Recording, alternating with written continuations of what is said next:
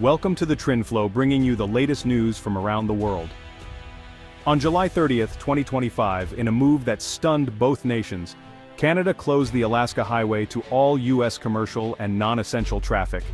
The usually busy border crossings fell silent overnight, with roadblocks and warning signs replacing the familiar flow of travelers and trade.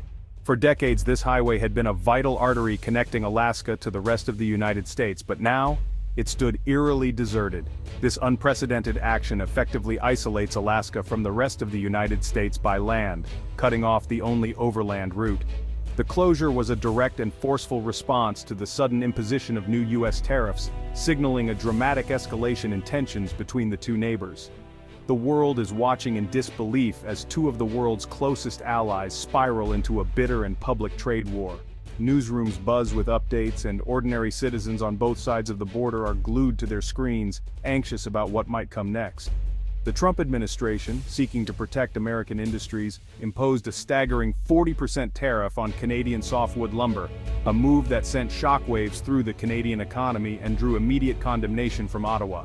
In addition, a 25% tariff was slapped on maple syrup, one of Canada's most iconic and beloved exports. These measures threaten thousands of jobs and billions in cross-border trade, deepening the rift between the two countries. Ottawa retaliated swiftly, weaponizing geography itself. The Alaska Highway, once a symbol of North American cooperation and unity, was transformed overnight into a tool of conflict and leverage. The message was clear: Canada would not back down. The human cost was immediate and visible. Trucks loaded with goods sat stranded for miles, families were forced to cancel long-planned trips, and small businesses along the route faced an uncertain and frightening future. Communities that once thrived on cross-border commerce now faced economic hardship and isolation.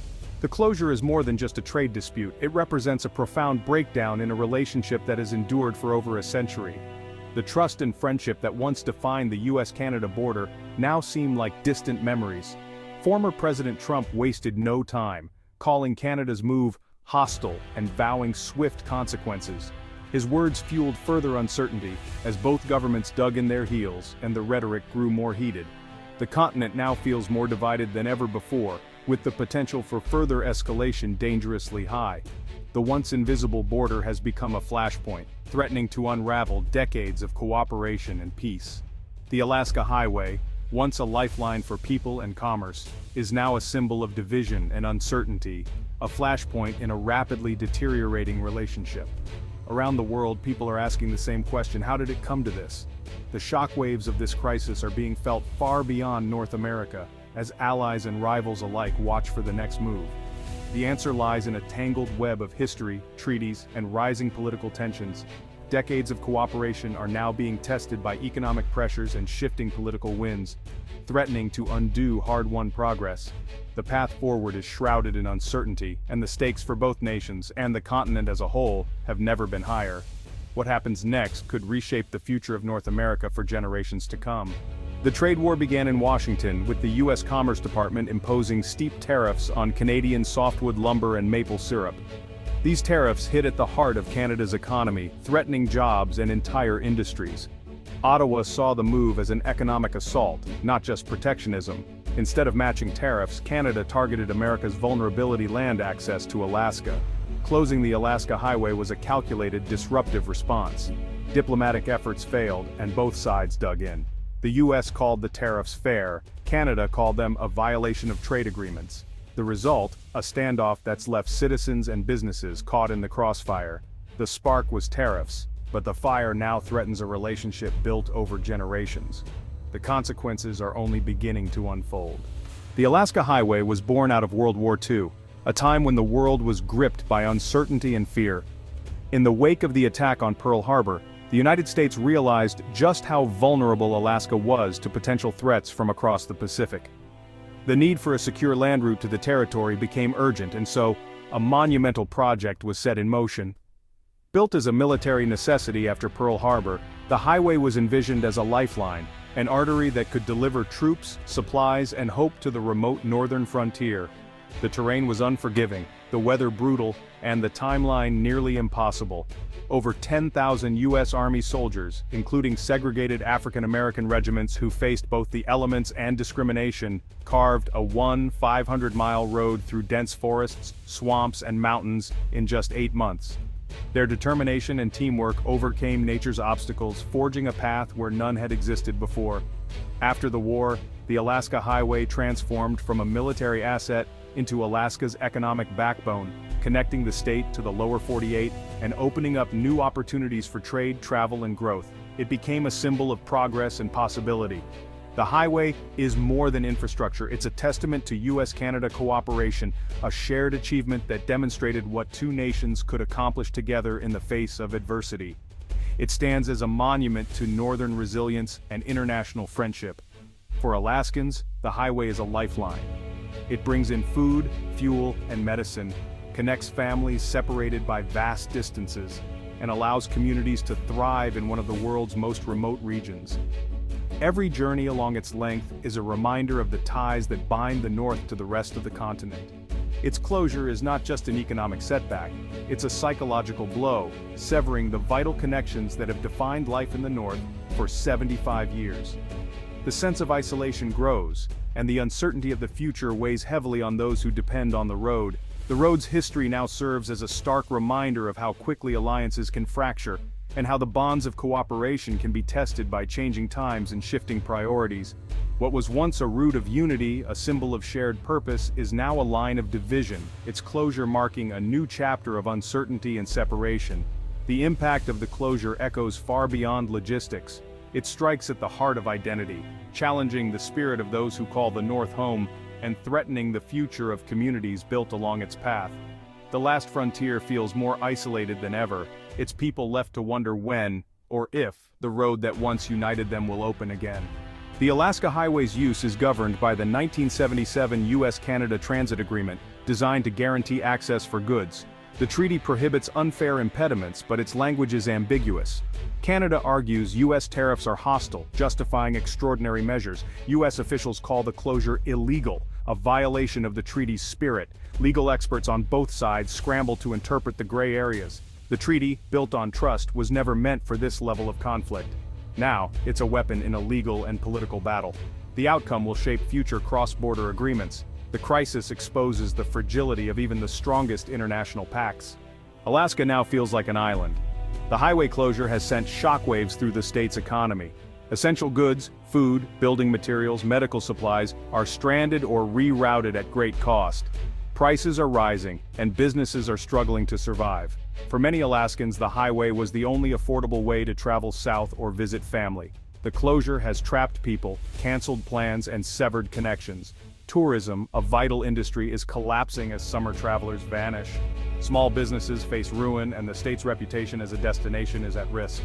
The U.S. military's logistics are complicated, adding to national security concerns. The impact is everywhere, from grocery stores to defense planning. What began as a political dispute is now a real-life crisis for 730,000 Alaskans. The sense of isolation is growing. The fallout is only beginning.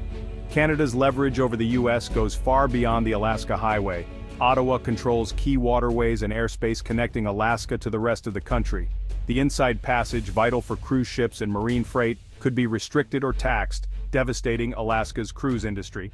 Canada also controls the most direct air routes. New fees or regulations could make flights longer and more expensive. These choke points give Canada powerful bargaining chips.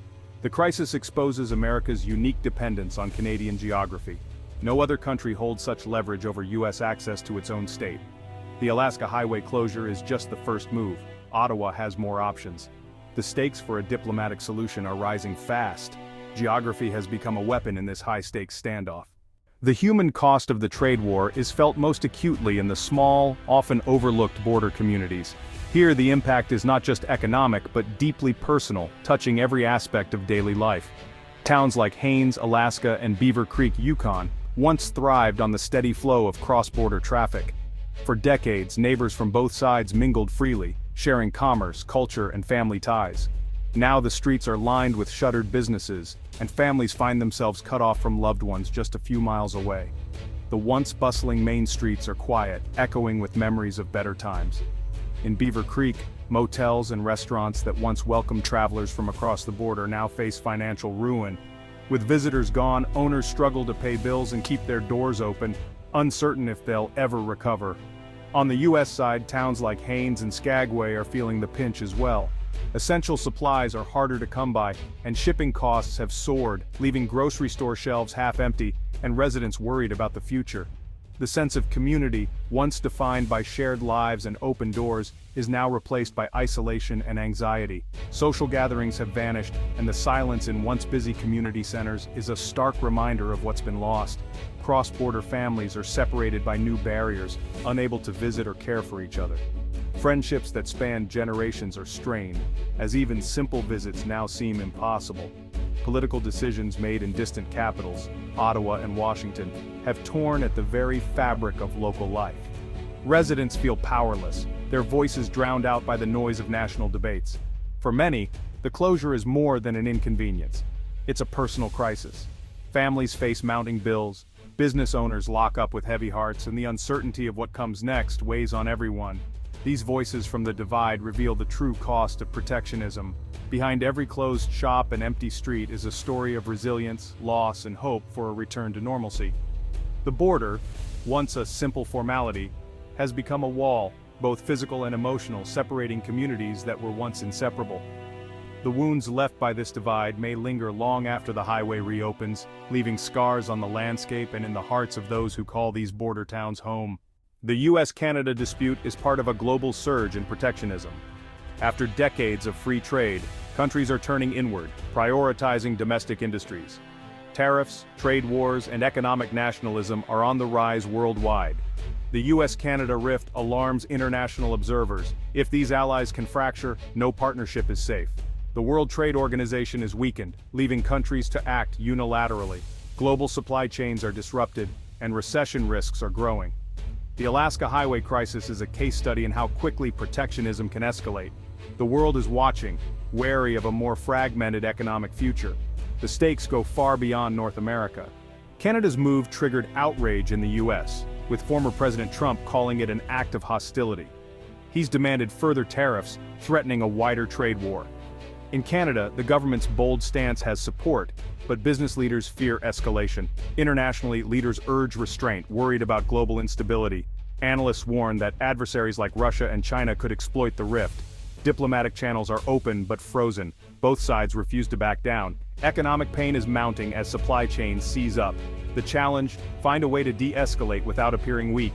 The future of North America's trading relationship hangs in the balance. Trust must be rebuilt, or this could mark a new contentious era.